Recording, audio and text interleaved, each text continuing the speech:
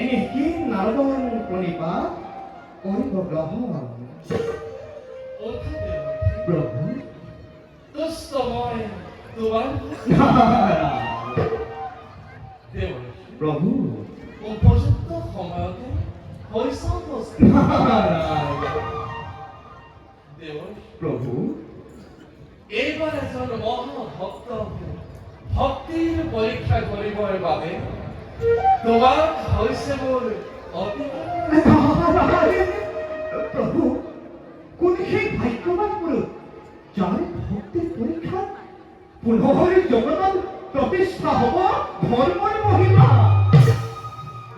প্রভু এইবাৰ ভক্তিৰ পৰীক্ষা হ'ব অৱন্তিৰাজ অবন্তিরাস দ্বিগুণ সেনর অবন্তিরাস দ্বিগুণ সে দেখুন আপনারই কোন ভক্ত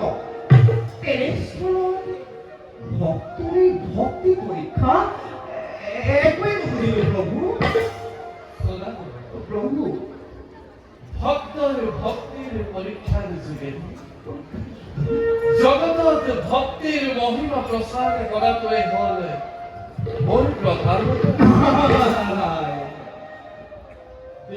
প্রভু কেৱল দুৰ্গক্ষেণৰ ভক্তিৰ পৰীক্ষা নহয় আৰু আছে এটি মহান উদ্দেশ্য।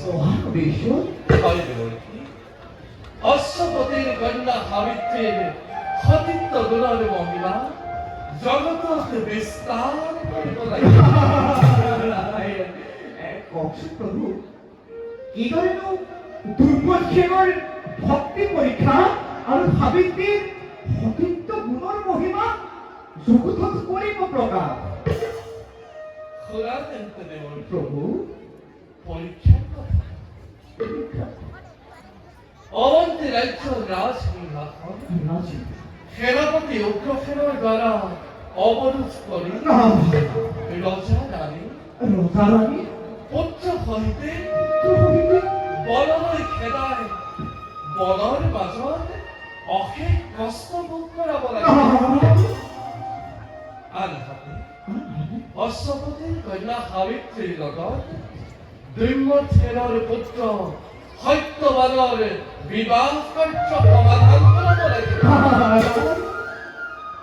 কিন্তু দেৱৰ কিন্তু প্রভু বিবাহৰ এবছৰ নহওঁতে অবসর নহতে অৰণ্যৰ মাজত অরণ্যৰ মাজত সৰ্পদংশনৰ দ্বাৰা সত্যবানক নিধন কৰাব লাগিব। কিন্তু দেৱৰ প্রভু সাবিত্ৰীৰ সতীত্ব গুণৰ প্ৰভাৱত ধৰ্মৰাজক পৰাভূত কৰি নিজ স্বামীৰ জীয়ন সহিতে দুৰ্গক্ষেণৰ হেৰুৱা ৰাজ্য ধন ঐশ্বৰ্য বিভূতি সকলো পুনৰ ঘূৰাই অনাৰ ব্যৱস্থা প্রভু তুমি আমাৰ এই সকলো কাৰ্যত সহায় কৰিব লাগিব। এইটো দেৱৰ কিন্তু প্রভু এতিয়া তুমি নিজ কৰ্তব্যত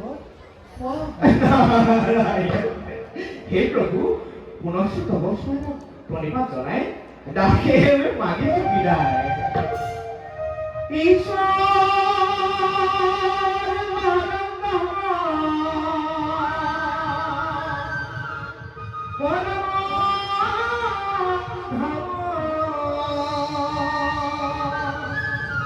পবিত্র পবিত্র